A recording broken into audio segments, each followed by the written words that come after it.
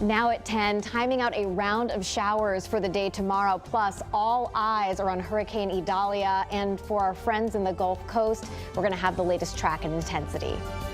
Also tonight on Connecticut's news station, safety concerns at one park in our state after a woman says a man tried to pull her into the woods. We'll hear what police are advising tonight. Plus, new video released tonight after a man was shot and killed by a police officer. We're breaking down that video and the claims by the lawyers representing the man's family. Now at 10, this is Fox 61, Connecticut's news station. First on Fox 61, safety concerns at a popular park after a scary incident over the weekend. Good evening, I'm Sarah Sanchez. And I'm Brent Harden. Thanks for joining us. Hamden police say a woman told them a man tried to pull her into the woods at East Rock Park. Fox 61's Gabby Molina is live at the Hamden Police Department now with more on the uneasy feeling residents have been left with by this. Gabby? Brent and Sarah, Hamden police say they have not made an arrest in this case yet, and the people that I spoke to today said that adds to their concern.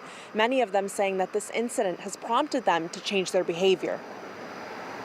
For many who walk the paths at East Rock Park, their sense of security has been shaken. I wouldn't walk this mountain alone anymore. I don't feel safe enough to do that.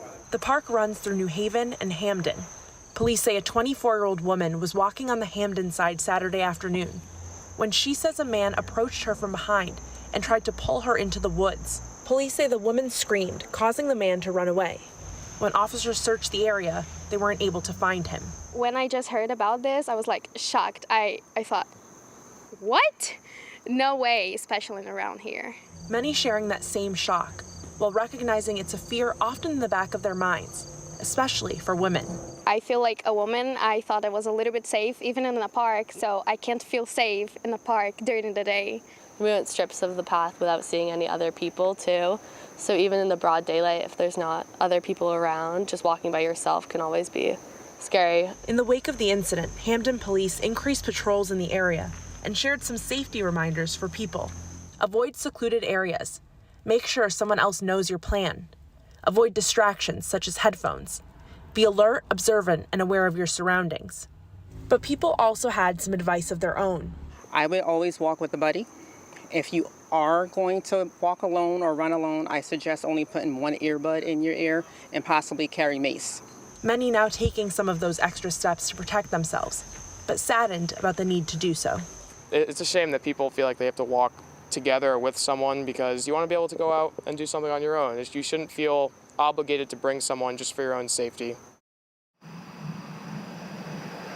Some residents shared some possible solutions that could help people feel a little bit safer on walking trails. I'll have that coming up on the news at 11. Live in Hamden, Gabby Molina, Fox 61, Connecticut's news station. All right. Thank you, Gabby. Let's check in with Chief Meteorologist Rachel Frank for a first look at the forecast. Rachel. A round of showers and the chance for a rumble of thunder in spots as we head into tomorrow morning and early tomorrow afternoon. But I want to tell you right out of the gate, it is not going to be widespread across the state. Some towns might see very little or no rain at all, and others could get a locally heavier downpour. If you work or live north and west of I-84, you have a better chance of seeing these, and especially in the western half of the state as well. What's going on right now is we have a little bit of mist, fog, drizzle here in southeastern Connecticut, but much of the rest of the state is dry. We're seeing more numerous showers to the east of Connecticut here as we head through the coming hours, but we're watching this growing area of showers here back off to the west that will try to take a run at us heading into tomorrow. Overnight lows in the 60s to right around 70 degrees. Again, a chance for a scattered shower or a thunderstorm in some towns in the morning to early afternoon. Then after 2-3 o'clock, clouds breaking for sunshine. We're clearing out, and it turns out to be a really beautiful afternoon with high temperatures climbing into the low to mid 80s and a really nice finish to the week with falling humidity. We also have not one but two hurricanes to tell you about. Hurricane Franklin, which it looks like the worst will end up missing Bermuda, but still bringing wind and surge there nonetheless. And Hurricane Idalia for our friends in the Gulf Coast of Florida. We'll take a closer look at both of these systems. None of them are coming to southern New England, though, but we'll take you through this step by step coming up. All right, Rachel, thank you. Groton police say a crash that killed one person and critically injured another involved motorcycles and ATVs from a street takeover. We've had a lot of these lately. Officers say a group was driving recklessly at the intersection of Long Hill Road and Meridian Street Extension last night. One driver is accused of running a red light and drove into a car that was turning left at a green light. And a passenger on a dirt bike, Tiara Wheeler, was thrown from the bike and died. The bike's driver was critically injured as well. Investigators also say some bikes involved in the takeover were driving without lights on and that the group took the bike involved in the crash from the scene.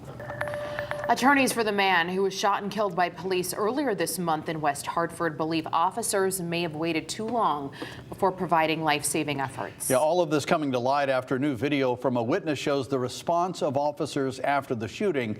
Fox 61's Jake Garcia joins us in studio now with details about how this video is raising new questions. Jake? Yeah, Britt and Sarah, attorneys for the family of Mike Alexander Garcia say that the video shows a possible delay in officers administering life-saving efforts in the moments after the shooting, alleging officers may have waited 2 to 7 minutes before starting CPR.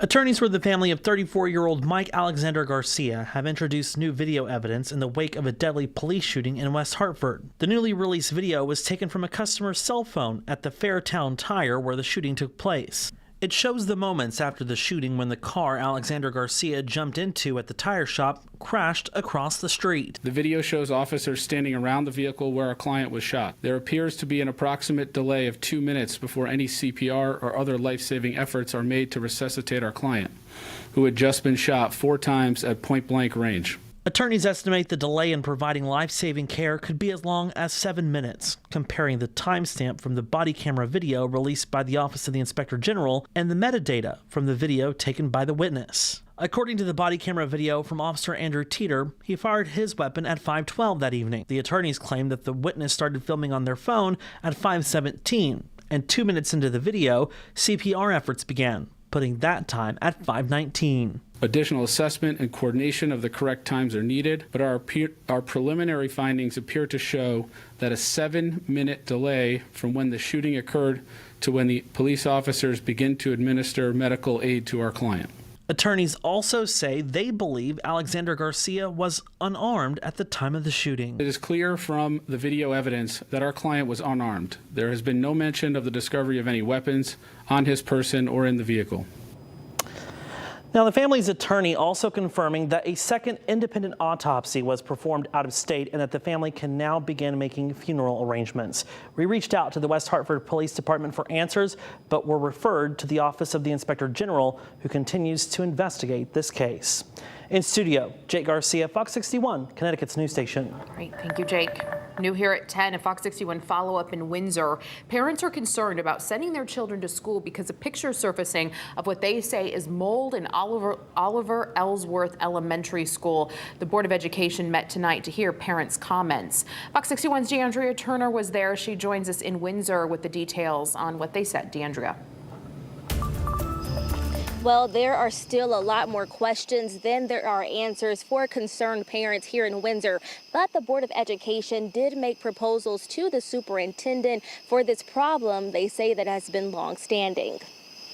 I'm angry, also really angry, because children's safety and health, their health is a huge part of their education. Parents' frustration and worry clear on their faces in Tuesday night's Board of Education meeting. It's scary sending your child into a building that it's not safe. This comes after pictures surfaced of mold on desks, ceilings, and other places at Oliver Ellsworth Elementary School. This has been a situation that has not happened overnight, and unfortunately will not be resolved overnight.